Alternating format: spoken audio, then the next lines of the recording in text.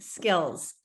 I think skills is probably the most important of the skills that you are learning about.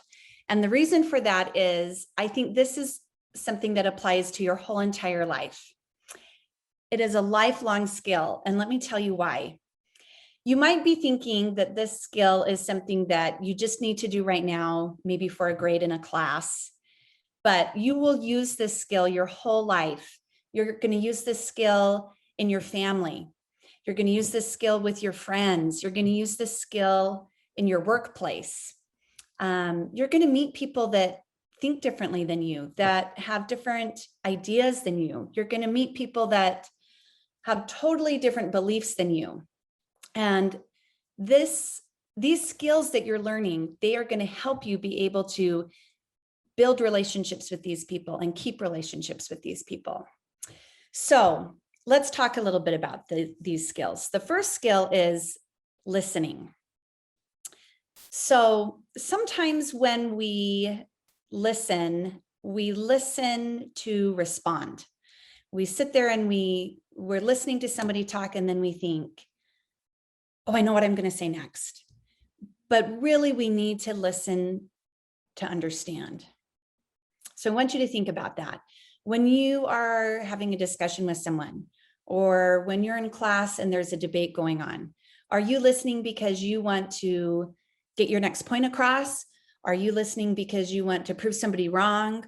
Are you listening because you want to turn everybody over to your side? Or are you listening really to hear somebody else? Are you listening to really hear somebody else's heart, what's in their heart, or their perspective, or their story?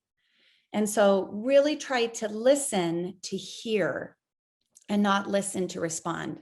The next skill that I want you to think about is sitting in the discomfort. Now you might be thinking, what does that mean?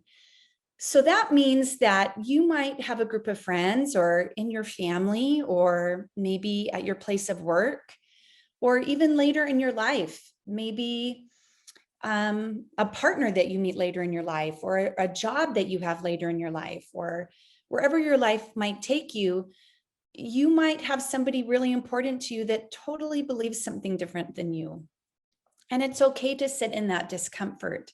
It's okay to have somebody important in your life that maybe believes something different than you. I think in society today, we think that everybody has to believe the same thing that we believe. And it's okay if they don't. There isn't something wrong with you if the people that are important in your life don't all agree with you. That's okay. And so just know that it's okay to sit in the discomfort, that you have people in your life that don't believe the same thing that you believe. It's okay. The next thing that I want you to think about is how you discuss and communicate with others. Those are called oral communication skills. And through this training, you will have learned something called sentence frames.